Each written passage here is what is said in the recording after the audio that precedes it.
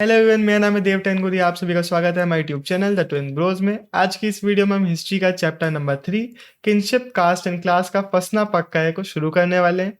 इस एक वीडियो को देखने के बाद आपको इस चैप्टर के लिए किसी और जगह पे भटकने की जरूरत नहीं पड़ने वाली है, क्योंकि पूरी एनसीईआरटी को अच्छे से स्टडी करके और पूरी एनसीईआरटी के निचोड़ के जितने भी क्वेश्चन बन सकते हैं मैंने इस एक वीडियो में डाल दिए हैं। तो ये आप वीडियो देखेंगे आपको पूरा चैप्टर कवर हो जाएगा। सीधे हम स्टार्ट करते हैं हमारे पहले क्वेश्चन के साथ। One of the most ambitious projects of scholarship began in 1919 under the leadership of a noted Indian Sanskritist VS Sukthankar. Explain. 1919 ये जो डेट है इसको आपको याद रखना है। हो सकता है क्वेश्चन में आ जाए, हो सकता है आपको खुद से आंसर में लिखनी पड़े। यहाँ पे नीचे एक और क्वेश्चन देखने को मिल रहा है, उसका आंसर भी आपको एक ही हमारी स्लाइड में देखने को मिल जाएगा। ऐसे मल्टीपल क्वेश्चंस मैं कई जगहों पे डालूंगा ताकि आपको समझ में आ जाए कि कैसे अलग अलग तरीके से एक क्वेश्चन पूछा जा सकता है, फिर कैसे एक ही टॉपिक से मल्टीपल क्वेश्चंस बन सकते हैं। ये साइड वाला क्वेश्चन भी ऐसे ही रिलेटेड है। यहाँ पे इस बॉक्स में जितनी भी डिटेल्स आएंगी इनको आपको अच्छे से पढ़ना है। कई बार यहाँ पे क्वेश्चन होगा, कई बार एक आंसर होगा, कई बार एक छोटी सी डिटेल होगी। तो एक टीम बनाई गई थी जिसका काम था एक क्रिटिकल एडिशन बनाना हमारी महाभारत का। ये कर क्या रहे थे, अलग अलग जितने भी हमें मैन्युस्क्रिप्ट्स मिलते हैं, अलग अलग वेरिएशंस जो मिलते हैं, अलग अलग रीजन्स में जो हमें महाभारत देखने को मिलती है उसको स्टडी कर रहे थे, अलग अलग वर्सेस को कंपेयर करते थे और जो भी वर्सेस हमें सबसे ज़्यादा कॉमन देखने को मिलते थे उनको ये लोग पब्लिश किया करते थे। ये आप डिटेल्स याद रखिएगा कि जो इन्होंने अलग अलग वॉल्यूम्स पब्लिश किए थे उनको मिला के 13,000 पेजेस को पूरा पब्लिश किया गया था और इस प्रोजेक्ट को कंप्लीट होने में 47 ईयर्स का टाइम लगा था। अब इसके बाद ये एक पूरा हमारा क्वेश्चन हो गया क्रिटिकल एडिशन ऑफ महाभारत से रिलेटेड। नीचे थोड़ी और डिटेल है कि कुछ चीज़ें हमें देखने को मिली थी। इसके बाद सबसे पहली चीज़ ये थी कि बहुत सारे एलिमेंट्स ऐसे थे जो जितनी भी हमें अलग अलग वेरिएशंस मिलते थे अलग अलग रीजन्स पे उन सब में सेम थे। तो हमारी जो स्टोरी थी वो कई उसके एलिमेंट्स बहुत सिमिलर थे हर जगह पे, और कई हमें देखने को मिलता है कि अलग अलग रीजन्स में अलग तरीके से महाभारत को बताया जा रहा है। तो ये दो चीज़ें हमें देखने को मिलती है। मेनली जो हमारा अंडरस्टैंडिंग है महाभारत को रिलेटेड वो पूरी की पूरी हमारी संस्कृत टेक्स्ट से देखने को मिलती है जो कि ब्राह्मण्स ने लिखे थे।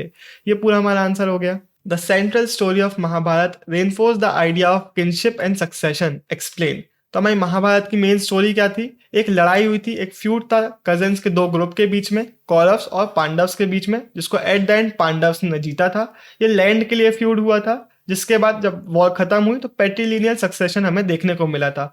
होता क्या था कि जो सन्स होते थे उनको पूरा रिसोर्स दिया जाता था अपने फादर का। किंग्स के केस में थ्रोन दिया जाता था। तो वही यहाँ पे हमें देखने को मिलता है, sons could claim the resources after the death of their fathers. हमें ज़्यादातर जो रूलिंग डायनेस्टीज देखने को मिलती हैं 6th सेंचुरी बीसी के बाद से, वो पैट्रीलिनियल सिस्टम को हमारे इंडिया में फॉलो किया करते थे। अगला क्वेश्चन हमारा आता है विमेन से रिलेटेड कि विमेन की कंडीशन क्या थी हमारी सोसाइटी में। तो वो हमें देखने को मिलता है कि इनके पास रिसोर्सेज के ऊपर बिल्कुल भी क्लेम नहीं था। इसके बाद अगर हम बात करें कि इनकी मैरिज के बारे में, तो मैरिज बहुत इंपॉर्टेंट एस्पेक्ट था यहाँ पे हमारी फैमिलीज में। ये बोला जाता था कि आपको किन के बाहर मैरिज करनी है, यानी कि एक्सोगमी को प्रैक्टिस करना है। इससे रिलेटेड आगे हम अच्छे से आंसर देखेंगे, तो जितने भी टाइप्स ऑफ मैरिज है वो हम आगे देख लेंगे। विमेन की राइट टाइम पे और राइट पर्सन से मैरिज करवाना बहुत इंपॉर्टेंट टास्क माना जाता था। इसलिए जो कन्यादान का टास्क है या फिर गिफ्ट ऑफ डॉटर का जो टास्क है वो फादर का एक इंपॉर्टेंट ड्यूटी माना जाता था। वॉट व धर्मसूत्रास एंड धर्मशास्त्रास, एक इंपॉर्टेंट क्वेश्चन। तो अब सोसाइटी में क्या हुआ था कि ब्राह्मण्स के अपोजिंग व्यूज भी डेवलप हो रहे थे। तो ब्राह्मण्स ने बोला यार हमें अपने जो रूल्स हैं लॉज है उनको लिखना पड़ेगा और उनको इम्पोज करना पड़ेगा सोसाइटी में, ताकि अपनी डोमिनेंस थोड़ी बढ़ी रहे। ये ब्राह्मण्स ने करने का काम चालू किया। 500 बीसी के बाद से इन नॉर्म्स को कंपाइल किया गया संस्कृत में। इन टेक्स्ट को हम बोलते हैं धर्मसूत्रास और धर्मशास्त्रास। बहुत इंपॉर्टेंट ये टेक्स्ट है। इनमें पूरे हमारे जो रूल्स ऑफ कंडक्ट है वो लिखे गए थे, जिनको जनरली ब्राह्मण्स को फॉलो करना होता था and the rest of society in general. The most important search work was Manusmriti, जिसको 200 बीसी से लेकर 200 सी के बीच में कंपोज किया गया था। अब धर्मसूत्रास और शास्त्रास में हमें मैरिज के बारे में 8 फॉर्म्स ऑफ मैरिज को बताया गया है, जिनमें से बोला गया है सिर्फ 4 ही सही फॉर्म ऑफ मैरिजेस हैं। बेसिकली जो ब्राह्मण्स के बाकी लोग अलावा जो बाकी जो सोसाइटी में लोग थे वो जैसे भी मैरिज करते होंगे उनको बोला जाता था कि ये गलत तरीका है। जो ब्राह्मण्स का तरीका था वो सही तरीका था। तो 4 सही तरीके थे। अब explain any of 3 types of marriage. तो टोटल 4 टाइप के हमें डिस्क्रिप्शन देखने को मिलते हैं। आपसे 2-3 कितने भी पूछे जा सकते हैं। सबसे पहले यहाँ पे आप यूनिट को समझ लीजिए। एक यूनिट से यहाँ पे मतलब है किसी एक किन ग्रुप के लोग, किसी एक जगह पे रहने वाले लोग, किसी एक कास्ट के लोग। जब इस एक कास्ट के अंदर ही अंदर मैरिज होगी तो उसको हम बोलेंगे एंडोगमी। जब इसके बाहर मैरिज होगी यानी कि एक ग्रुप से दूसरे ग्रुप की तो हम बोलेंगे एक्सोगमी। ब्राह्मण जो थे वो एक्सोगमी को सपोर्ट किया करते थे। पॉलीगनी कब होगा? जब एक मैन की मल्टीपल वाइफ्स होंगी, इसको प्रमोट किया जाता था सोसाइटी में, किंग्स की बहुत सारी वाइफ्स होती थी। और पॉलीएंड्री कब होगा? जब एक विमेन की मल्टीपल हस्बैंड्स होंगे। तो ये भी हमें महाभारत के केस में देखने को मिलता है। यहाँ पे साइड में आपको एक द्रौपदी से रिलेटेड क्वेश्चन मैंने डाल दिया है, ज़्यादा इंपॉर्टेंट नहीं है लेकिन इसलिए डाल दिया है क्योंकि ये एक एग्जाम्पल है हमारे पॉलीएंड्री का। तो जब आपको ये लिखने को आएगा तो आपको पॉलीएंड्री का एग्जाम्पल वहां पे देना पड़ेगा। When and how people were classified into gotras by the Brahmins, mention any two rules of Gotra as per the Brahminical practice। यहाँ पे सेकंड क्वेश्चन भी बहुत इंपॉर्टेंट है। सतवाहना से रिलेटेड हमें एग्जाम्पल इसके बारे में देना है। सतवाहना बहुत इंपॉर्टेंट है जब भी गोत्र की बात की जाएगी क्योंकि वो एक एक्सेप्शनल केस है। तो पूरा आंसर हम देख लेते हैं। ये जो प्रैक्टिस थी गोत्र में डिफाइन करने की, वो ब्राह्मण्स ने 1000 BC के बाद से स्टार्ट की थी। ईच गोत्र वॉज नेम्ड आफ्टर अ वैदिक सीर। हमें दो मेन रूल्स यहाँ पे देखने को मिलते हैं। पहला रूल ये है कि विमेन वर एक्सपेक्टेड कि आप अपने मैरिज के बाद अपने फादर का गोत्र को गिव अप कर देंगे। और दूसरा रूल था इसी में एक रूल है कि जो हस्बैंड का गोत्र है उसको आप मैरिज के बाद अडॉप्ट कर लेंगे। और दूसरा रूल हमें देखने को मिलता है कि मेंबर्स ऑफ द सेम गोत्र कुड नॉट मैरी। बेसिकली एक्सोगमी को प्रमोट किया जाता था। अब सतवाहनास में हमें एक एक्सेप्शनल केस देखने को मिलता है। ये ब्राह्मण्स की आइडियोलॉजी को फॉलो नहीं करते थे। सबसे पहले ये आप याद रखिएगा कि ये पॉलीगेनस थे। इसके बाद हमें ब्राह्मण्स के अपोज में इनके एक्शंस देखने को मिल जाते हैं। यहाँ पे हमें देखने को मिलता है कि जो विमेन है वो गौतम और वशिष्ठ गोत्र की है, बेसिकली अपने फादर के गोत्र की हैं। इन्होंने अपना जो गोत्र था उसको गिव अप नहीं किया मैरिज के बाद भी। ये भी हमें देखने को मिलता है कि some of these women belong to the same gotra, यानी कि ये लोग एंडोगमी को प्रैक्टिस कर रहे थे बजाय हमारे एक्सोगमी के। तो ये ब्राह्मण्स के अगेंस्ट जा रहे थे। तो ये हमें पूरा देखने को मिलता है। इसके बाद सतवाहना से रिलेटेड मैंने यहाँ साइड में बॉक्स भी डाला है कि ये मेट्रोनिमिक्स को फॉलो किया करते थे। तो इसको भी आप पढ़ लीजिएगा। साइड के बॉक्स सारे इंपॉर्टेंट है, इनको स्किप मत कीजिएगा। छोटी छोटी डिटेल से छोटी छोटी इन्फॉर्मेशन है, अगर आप भूल गए हो तो उसके रिवीजन के लिए मैंने साइड में बॉक्स डाल दिए हैं। वैसे अगर आपको लगता है कि चैप्टर आपको बिल्कुल भी याद नहीं आ रहा है, फिर कोई चीज़ आपको बिल्कुल भी अच्छे से क्लियर नहीं हुई है, तो हमारी एक्सप्लेनेशन की वीडियो आ चुकी है, वो आप देख लीजिएगा। वहाँ से आपका पूरा चैप्टर बहुत अच्छे से क्लियर हो जाएगा। टाइम स्टैम्प से आप कोई टॉपिक भी देख सकते हैं, पूरा चैप्टर देखना चाहे तो वो भी देख सकते हैं। What according to धर्मशास्त्रास were the ideal occupation for the four varnas? बहुत इंपॉर्टेंट क्वेश्चन। तो ब्राह्मण्स का काम था वेद को स्टडी करना, टीच करना, सेक्रीफाइसेस करना और करवाना, गिफ्ट्स लेना और देना, ये हमारे ब्राह्मण्स का काम हो गया। क्षत्रियास का काम था वॉरफेयर में जाना, प्रोटेक्शन देना अपने लोगों को, जस्टिस करना, एडमिनिस्ट्रेशन करना, get sacrifices perform, make gifts. तो ये हमारे क्षत्रियास का काम हो गया। Last three occupations were also assign to Vaishyas. इनको इन एडिशन वर टोल्ड कि they have to engage in agriculture, pastoralism and trade.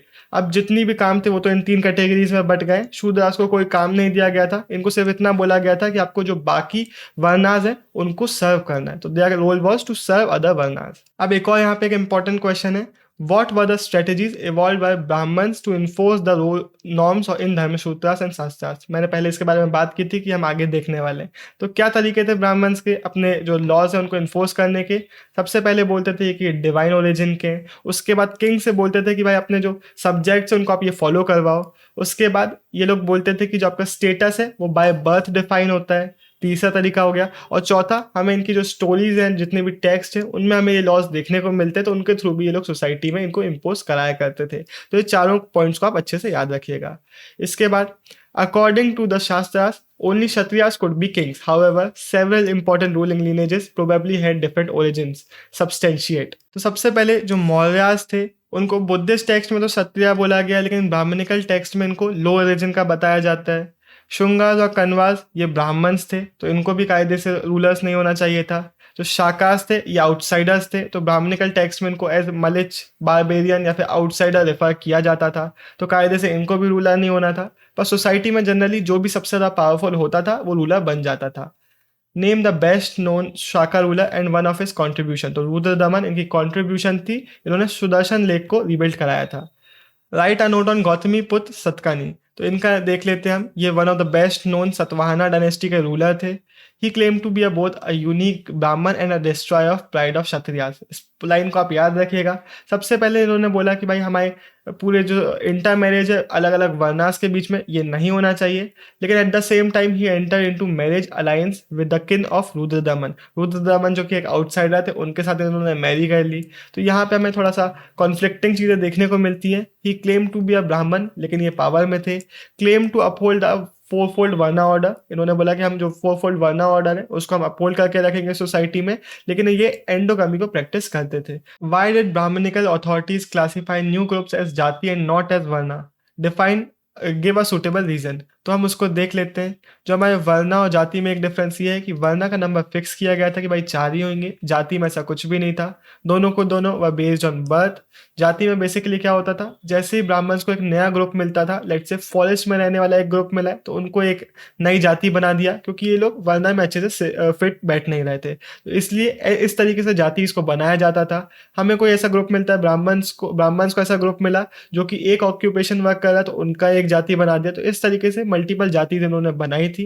अगर कोई एक ऐसी जाति का ग्रुप रहता था जो कि सेम काम कर रहा है, सेम ऑक्यूपेशन को शेयर कर रहा है, तो जनरली उनको ऑर्गेनाइज किया जाता था श्रेणीज या फिर गिल्ड्स में, जो कि एक काम को, पूरा ऑक्यूपेशन को कर रहे होते थे।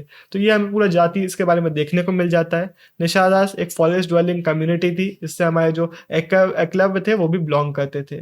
Describe the position of untouchables in ancient society. तो जो अनटचेबल्स थे उनकी सोसाइटी में कंडीशन बहुत ज़्यादा खराब थी। बेसिकली ये वो लोग थे जो पल्यूटिंग काम करते थे। बेसिकली डेड बॉडीज़ को हैंडल करना, इनको पल्यूटिंग बोला जाता था उस टाइम पे, और ये चंडाला जैसे काम किया करते थे। तो जो हाई क्लास के लोग हैं वो उनको देखना और छूना बिल्कुल भी पसंद नहीं करते थे। इनको पल्यूटेड बताया जाता था, इसलिए इनके लिए बोला गया था कि भाई आपको विलेज के बाहर रहना है, आपको डिस्कार्डेड यूटेंसिल्स का यूज़ करना है, डेड बॉडीज़ के क्लोथ्स का यूज़ करना है, आपको सिर्फ आयरन ऑर्नामेंट्स का यूज़ करना है। ये इनके लिए बोला गया था। इनको विलेजेस में लोग देखना नहीं पसंद करते थे। They could not walk about in villages and cities at night. They had to serve as executioners for those जिनकी कोई फैमिली नहीं है, जिनकी डेड बॉडी को बैरी करने के लिए कोई नहीं है, तो उनके लिए इनको काम करना पड़ता था। ऐसे पल्यूटिंग काम इनको दिए गए थे। जब बुद्धिस्ट मॉन्क्स ने इंडिया में आए, फाशियान ने इनके बारे में बताया कि इनको एक साउंड क्लैपर यूज़ करना पड़ता है ताकि लोगों को पता चल जाए कि ये आ रहे हैं और लोग इनको देखना ना पड़े लोगों को। ऐसे ही शुआनजेंग ने बताया कि इनको विलेज के बाहर रहने के लिए फोर्स किया जाता था। State whether gender differences were really important in the early societies from 600 BC to 600 CE। तो हाँ, जो हमारे डिफरेंसेस थे वो काफ़ी ज़्यादा थे। पैटर्नल स्टेट था, यानी कि जितना भी रिसोर्सेज थे वो सन्स में डिवाइड होते थे, और जो एल्डेस्ट सन था उसको स्पेशल शेयर मिलता था। विमेन में हमें कोई क्लेम नहीं देखने को मिलता है रिसोर्सेज में। इनके पास रिसोर्सेज होल्ड करने की कोई पावर नहीं थी। इनके पास सिर्फ और सिर्फ इनका जो स्त्रीधन था, यानी कि जो मैरिज के टाइम पे इनको मिलता था, वो रखने के पावर थी। इसके अलावा इवन जो आपके हस्बैंड के पास जितना भी रिसोर्सेज है उसको आप कलेक्ट करने की परमिशन नहीं दी गई थी विमेन को। आप अपने हस्बैंड की परमिशन के बिना कुछ भी होल्ड नहीं कर सकते। Resources were generally controlled by man, और ये हमें पूरा सोसाइटी में प्रेवलेंट देखने को मिल जाता है। और जो एक्सेस ऑफ रिसोर्सेज था, ये सबसे बड़ा डिफरेंशिएटर था मैन और वुमेन की कंडीशन के बीच में। The Buddhists developed an alternative understanding of social inequalities and of the institutions required to regulate social conflict. Explain. तो अब सोसाइटी में हमें ब्राह्मण्स के अलावा भी अलग अलग ओपिनियंस देखने को मिलते हैं। सुत्ता पिटाका के थ्रू हमें बुद्धिस्ट के वो देखने को मिलते हैं ओपिनियंस। इन्होंने बताया कि जो हमारी स्टार्टिंग में बॉडीली फॉर्म्स थे ह्यूमंस के और प्लांट्स के, वो अच्छे से डेवलप नहीं हुए थे। इस टाइम पे हम लोग एक दूसरे से सिर्फ उतना ही लेते थे जितना हमें सर्वाइवल के लिए ज़रूरी होता था। सब लोग पीस में बहुत अच्छे से रहा करते थे, लेकिन धीरे धीरे डिटेरियोरेशन करना चालू कर दिया हम लोगों ने। हम ह्यूमंस बहुत ज़्यादा ग्रीडी हो गए, विंडिक्टिव, डिसीटफुल हो गए। हम बेसिकली हमारे अंदर ईविल्स आ गए, जिसके कारण हमारी सोसाइटी का डिटेरियोरेशन चालू हो गया। Describe the elements considered by historians to analyse Mahabharata. तो हमें किसी भी टेक्स्ट को एनालाइज करने के लिए हिस्टोरियंस को बहुत सारी चीज़ें कंसिडर करनी होती हैं। सबसे पहले इसके ऑथर कौन थे, किस टाइम पे इसको कंपोज किया गया था, वो टाइम पीरियड इंपॉर्टेंट होता है, किस कॉन्टेक्स्ट में इसको कंपोज किया गया था, किस जगह पे हमें कोई टेक्स्ट मिला, ये सारी डिटेल्स हमें देखनी होती हैं। सबसे पहले हम महाभारत की लैंग्वेज और कॉन्टेंट के बारे में बात कर लेते हैं। इसमें जो संस्कृत यूज़ की गई है वो कंपैरेटिवली इजी टू अंडरस्टैंड है। इसके अलावा हमें 2 सेक्शंस इसमें देखने को मिलते हैं, एक नरेटिव और एक डिडेक्टिव। इसके बारे में हम अगले क्वेश्चन में, आगे एक क्वेश्चन है उसमें डिस्कस करेंगे कि ये अलग अलग कंटेंट इसमें क्या होता है। फिर ऑथर्स और डेट्स की अगर हम बात करें तो जनरली बोला जाता है कि जो चैरिटियर बार्ड्स होते थे, जो सुतास होते थे, यानी कि जो क्षत्रियास के साथ वॉर करते टाइम रथ चलाने वाले लोग होते थे, वो लोग इस स्टोरीज को, महाभारत की स्टोरीज को ओरली नरेट करने का काम चालू करने लगे। और 5th सेंचुरी BC के बाद ब्राह्मण्स ने इसको राइटिंग में करने का काम किया, जो कि हमारी पूरी महाभारत है। तो ये सारी अलग अलग चीज़ें हमारे जो हिस्टोरियंस होते हैं वो स्टडी करते हैं। Differentiate between didactic and narrative sections of Mahabharata. तो 2 ग्रुप्स हैं, नरेटिव और डिडक्टिक। नरेटिव में हमें जनरली जो स्टोरीज होती है वो देखने को मिल जाती हैं, और डिडक्टिक में जो सोशल मैसेज होते हैं, जो सोशल नॉर्म्स होते हैं वो देखने को मिलते हैं। हालांकि जो सेपरेशन है वो कोई वाटर टाइट नहीं है, हमें कई बार डिडक्टिक में भी स्टोरीज देखने को मिल जाती है और नरेटिव में सोशल मैसेज देखने को मिल जाते हैं। हालांकि कुछ चीज़ें ऐसी हैं जहाँ पे हमारे जो हिस्टोरियंस है वो बहुत ज़्यादा अग्री करते हैं। इन लोगों का कहना है कि जो हमारी महाभारत है उसको ड्रामेटिक जानबूझ के बनाया गया है, जानबूझ के इस तरीके से स्टोरी को डिज़ाइन किया गया है, और इसके साथ साथ जो डिडक्टिक पोर्शंस हैं वो प्रोबेबली बाद में ऐड किए गए थे। Write in detail about the excavations of BB Lal. 1951 से 52 में बीबी लाल ने एक्सकेवेशन चालू किए हस्तिनापुर में। पहले तो ये क्वेश्चन इनके सामने था कि ये वही हस्तिनापुर है जो महाभारत में जिसके बारे में बात की गई है, कि ये कोई और दूसरा हस्तिनापुर है। यहाँ पे इन्होंने अलग अलग पेजेस में स्टडी करी, जिसमें से 2nd और 3rd फेज हमारे लिए ज़्यादा इंपॉर्टेंट है। इसके बारे में डिस्क्रिप्शन हमें NCERT में दिया हुआ है। तो इन्होंने बताया कि हमें ज़्यादा प्लान हाउसेज देखने को नहीं मिलते, हमें कुछ वॉल्स देखने को मिल जाती हैं। Walls of mud and mud bricks were duly encountered. यहाँ पे हमें रीड वॉल्स देखने को मिलती है जिनको मड से प्लास्टर किया गया था। यह हमारा पूरा हो गया 2nd फेज, जो कि था 12th से 7th सेंचुरी के BC के बीच में। और 3rd फेज 6th और 3rd सेंचुरी के बीच BC के बीच में था। यहाँ पे हमें बहुत सारे वॉल्स देखने को मिलते हैं। वह built of mud bricks as well as burnt bricks. Soakage jars का यूज़ किया जाता था रिफ्यूज वाटर को निकालने के लिए। टेराकोटा रिंग वेल्स हमें देखने को मिलती है, may have been used both for wells and drainage pits. तो ये हमें छोटा सा डिस्क्रिप्शन देखने को मिल जाता है। बहुत ज़्यादा इंपॉर्टेंट ये क्वेश्चन नहीं है। आपको अगर अच्छे से इसका एक्सप्लेनेशन देखना है तो एक्सप्लेनेशन वीडियो को आप देख सकते हैं। The Mahabharata is a dynamic book, explain. ये वाला जो क्वेश्चन है वो काफ़ी ज़्यादा इंपॉर्टेंट है। जो हमारी महाभारत है इसको एक डायनेमिक टेक्स्ट बोला जाता है, क्योंकि सिर्फ संस्कृत वर्जन के बाद इसकी ग्रोथ बंद नहीं हुई, बल्कि हमें देखने को मिलता है it was written in a variety of languages. बहुत सारी चीज़ें होती हैं। पहली प्रोबेबली एक जगह पे स्टार्ट हुई एक लैंग्वेज में, लेकिन उसके बाद बहुत सारे अलग अलग रीजन्स तक ये स्टोरी पहुंची, अलग अलग लैंग्वेजेस में ये स्टोरी बनना चालू हो गई। इसके बाद हमें ये भी देखने को मिलता है अलग अलग रीजन्स में अलग अलग स्टोरी भी बन रही थी। एक जगह पर सेम चीज़ को अलग तरीके से बताया जा रहा है, दूसरी जगह पे अलग तरीके से बताया जा रहा है, तीसरी तरफ पे हमें एक नई स्टोरी देखने को मिल जा रही है। तो बहुत सारे अलग अलग तरीके थे, बहुत सारे अलग अलग वेरिएशंस थे जो हमें महाभारत के देखने को मिल जाते हैं। साथ साथ it is depicted in sculptures as well as paintings. इसके अलावा भी बहुत सारे आर्ट फॉर्म्स में इसको परफॉर्म किया जा सकता है। प्लेज में, डांस में हमें देखने को मिलता है। अलग अलग नरेशंस के साथ हमें महाभारत का डिपिक्शन देखने को मिल जाता है। ये आंसर अच्छे से आप याद रखिएगा, बहुत इंपॉर्टेंट ये आंसर है। How was integration within the framework of caste was often a complicated process. Explain. ये वाला आंसर में एक्सप्लेन करने के लिए भी कुछ भी नहीं है, बस ये मैंने क्वेश्चन इसलिए डाला ताकि आपको समझ में आ जाए कैसे एक क्वेश्चन में आपको जो डिटेल्स लिखनी पड़ेंगी वो अलग अलग आंसर से मिलके बन सकती हैं। यहाँ पे आपको कुछ भी एक्सप्लेन नहीं करना है, बस वही एक चीज़ है।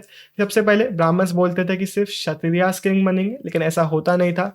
मौर्यास लो ओरिजिन के थे, आपने डिस्क्रिप्शन पूरा देख लिया है। शुंगास कन्वास का डिस्क्रिप्शन देख चुके हैं, शाकास का डिस्क्रिप्शन देख चुके हैं। गौतमी पुत्र श्री सतकर्णी के बारे में हमने एक आंसर पढ़ा था। इस पूरे आंसर में क्या होगा, जो अलग अलग आंसर्स के हमने डिटेल्स पढ़ी थी वो कंबाइन करके हमें यहाँ पे लिखनी पड़ेंगी। तो ये पूरा आंसर हमारा निकल के आ जाता है। इसी के साथ सारे क्वेश्चन आंसर्स खत्म होते हैं। लेकिन अब एक बहुत इंपॉर्टेंट बात, अगर आपने अभी तक हमारा आंसर राइटिंग कोर्स नहीं लिया है तो ये आप प्लीज़ मिस नहीं करिए। आपको एंड स्क्रीन में इसका ट्रेलर देखने को मिल जाएगा। पहले आप उसका ट्रेलर देख लीजिए, उसके बाद आप डिसाइड कीजिए आपको लेना है कि नहीं लेना है। लेकिन मेरी गारंटी है ह्यूमैनिटीज़ के स्टूडेंट के लिए एक मस्ट हैव चीज़ है। अगर आप हमारा आंसर राइटिंग कोर्स देख लेंगे तो आपको आंसर राइटिंग रिलेटेड जितनी भी प्रॉब्लम है वो पूरी की पूरी ख़त्म हो जाएंगी। आप चैप्टर पूरा पढ़ चुके हैं, आपसे आंसर राइटिंग भी बनने लगेगी, आप 100% स्कोर करेंगे। अब एंड स्क्रीन में उसको चेकआउट कर लीजिएगा। इसी के साथ ये वीडियो खत्म होता है। बाय बाय, साइनिंग ऑफ, देखते हैं।